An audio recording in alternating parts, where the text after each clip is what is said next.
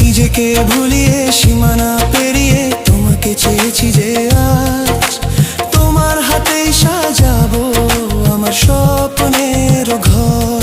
আমি তোমার প্রেমে পড়ে দুনিয়া ভুলে গেছি।